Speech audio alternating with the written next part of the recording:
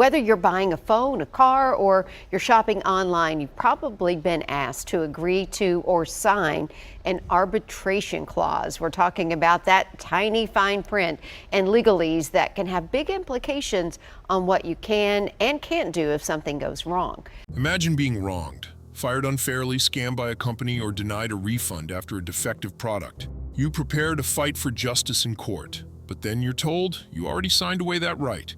You don't get a courtroom, you don't get a judge, you get arbitration. For millions of Americans, this isn't fiction, it's reality. Forced arbitration is one of the most powerful tools companies use to avoid public accountability. Disguised under the veneer of efficiency and cost savings, arbitration has quietly become a parallel legal system, one that overwhelmingly benefits corporations and silences everyday people. Most people don't realize it, but the moment you sign a cell phone contract, click agree on an app, or take a job, you may be agreeing to something far more serious than service terms. You're likely agreeing to mandatory binding arbitration, a clause buried deep in the fine print. Kathy Greiner was a DirecTV customer for 5 years until her equipment stopped working.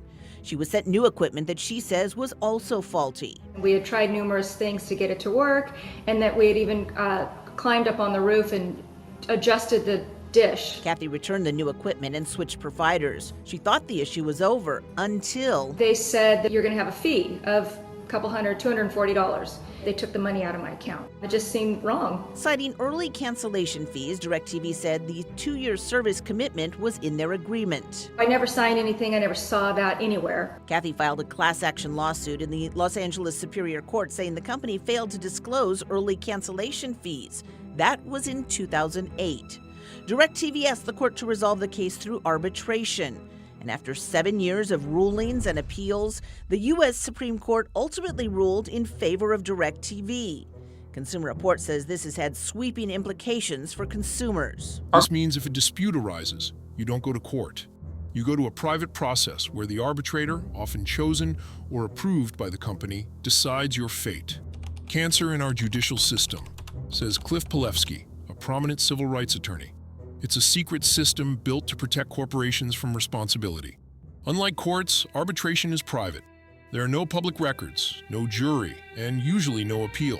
If a major company like Amazon, Wells Fargo, or DoorDash wrongs you, your complaint doesn't become part of any public database. It disappears. A New York Times investigation found that from 2010 to 2014, over 60 million employees and consumers were bound by arbitration clauses. Only a tiny fraction ever filed claims, because most people don't even know they signed away their rights. And when they do file, companies often win.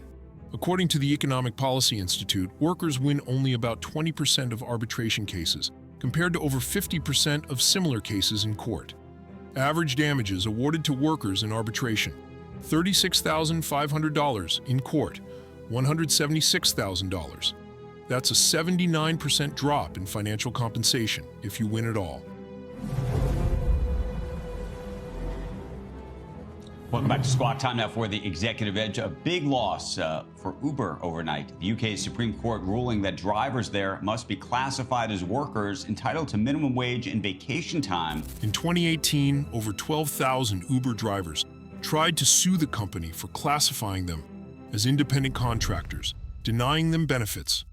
Uber responded by invoking the arbitration clause in their contracts. But here's the kicker. When all 12,000 drivers demanded individual arbitration, just as the contract required, Uber balked. Suddenly, the very system designed to protect them became a logistical and financial nightmare. The drivers had to pay $1,500 each in filing fees upfront. Uber used delays, procedural tricks, and legal maneuvering to dodge the process. Translation: arbitration isn't really about resolution, it's about avoidance. You might wonder, how is this even legal? The answer lies in the Federal Arbitration Act of 1925. We're principally going to be starting with the Federal Arbitration Act today. The act was originally passed in 1925. I'm not going to read through everything that's there, but the most important portion of it, based on Supreme Court case law, is that a contract to settle a dispute by arbitration shall be valid, irrevocable, and enforceable save upon such grounds as exist at law or in equity for the revocation of any contract. So A that's law originally designed to resolve disputes between businesses. Over the decades, Supreme Court rulings have expanded its scope dramatically. Now it applies to almost every contract imaginable. In 2011, the court ruled in AT&T Mobility versus Concepcion that even class action lawsuits could be blocked by arbitration clauses. In effect, corporations were handed a get-out-of-jail-free card. The court has enforced arbitration clauses, even when they effectively strip consumers and workers of their rights. Critics argue that calling it voluntary arbitration is a myth. When was the last time you negotiated your phone or job contract line by line? This isn't consent, it's coercion by design.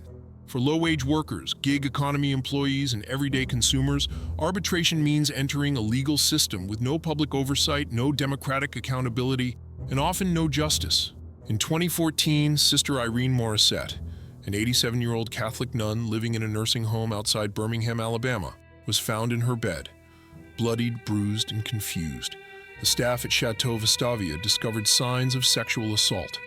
DNA tests later confirmed the presence of semen on her bedsheets. Her family, stunned and horrified, demanded justice. They didn't get it. When they tried to file a lawsuit against the facility for negligence and failure to protect one of its most vulnerable residents, they hit an unexpected wall: arbitration. Buried deep in the admission paperwork, signed when she first entered the home, was a mandatory arbitration clause. That clause stripped Sister Morissette and her family of their right to a public trial. There would be no jury, no judge, no day in court. Instead, they were sent into a private legal forum, run entirely behind closed doors. In arbitration, they weren't allowed to present their full case. The rules were different. The process was secret. And in the end, the arbitrator sided with the nursing home. Worse still, the family was required to pay over $3,000 in administrative fees just to have the arbitration heard. The alleged was never publicly identified. The nursing home faced no lasting consequences. The outcome, sealed, confidential, forgotten. Sister Morissette's story didn't lead the evening news. There was no viral campaign or trending hashtag, but it's one of thousands of similar cases that vanish into America's private justice system, a place where the powerful dictate the rules and the vulnerable have no voice.